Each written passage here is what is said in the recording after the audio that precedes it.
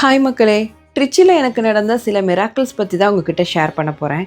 நேற்று ஆருத்ரா தரிசனம் காலையில் ஃபஸ்ட்டு வெக்காளியம்மன் கோயிலுக்கு போயிருந்தோம்.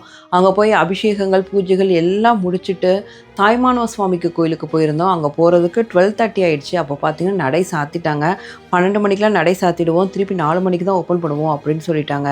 எனக்கு என்ன பண்ணுறதுனே தெரியல. ஆருத்ரா தரிசனம் அதுமா சிவபெருமானை தரிசிக்க முடியலேன்னு அப்படின்னு ரொம்ப கஷ்டமாயிடுச்சு. அப்புறம் மலைக்கோட்டை உச்சியில் இருக்க உச்சி பிள்ளையாரை போய் தரிசிச்சுட்டு அப்படியே கீழே இறங்கி கார் பார்க்கிங் கிட்ட வந்துட்டேன். அப்போ பார்த்தீங்கன்னா திடீர்னு ஒரு வாத்திய சவுண்டு கேட்டுச்சு. என்ன நிமிர்ந்து பார்த்தா எனக்கு முன்னாடி ஆருத்ரா தரிசனம் முடிஞ்ச நடராஜர் வீதி உலா போயிட்டு திரும்ப கோயிலை நோக்கி வந்துக்கிட்டு இருந்தார். எனக்கு அதை பார்த்தோன்னா அப்படி ஒரு சந்தோஷமாக இருந்துச்சு. சிவபெருமானை தரிசிக்க முடியலன்னு நினச்சேன். ஆனால் எனக்கு முன்னாடி நடராஜர் ஆருத்ரா தரிசனத்தோடு வந்துட்டு இருந்தார். அப்படி ஒரு சந்தோஷமாக ஆயிடுச்சு. ஸ்லிப்பர் அந்த இடத்துல விட்டுட்டு ஓடியே போயிட்டேன். நடராஜரை மனம் குளிரும் அப்படியே தரிசிச்சுட்டேன்.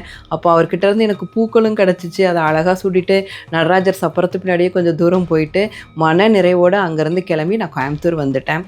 அதனால தான் ஏன் சிவபெருமான கருணாமூர்த்தின்னு சொல்கிறோம். தன் பக்தர்களுக்காக மனசு நோகக்கூடாதுன்னு எங்கிட்டாவது காட்சி கொடுத்துருவாரியா அவர். அதே மாதிரி முந்தின நாள் பார்த்தீங்கன்னா ஸ்ரீரங்கம் போயிருந்தேன். ஸ்ரீரங்கம் ஒரு மத்தியானம் ஒரு 2 மணி இருக்கும்.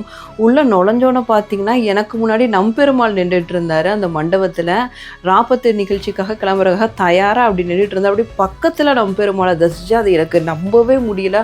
அவ்வளோ ஒரு அழகாக இருந்தார் பார்க்குறதுக்கு. அவருக்கு பின்னாடி மற்ற ஆழ்வார்களும் நின்றுட்டு இருந்தாங்க. அந்த தரிசனத்தை பார்க்க அப்படியே நம்ம வைகுண்டத்தில் இருந்து ஒரு திருவிழாவை பார்த்தா எப்படி இருக்கும் அப்படிங்கிற மாதிரி இருந்துச்சு. அது மட்டும் இல்லாமல் ட்ரிச்சில் நம்ம ஃபாலோயர்ஸ் நிறைய பேரை மீட் பண்ணி எனக்கு ரொம்ப சந்தோஷமாக இருந்தது.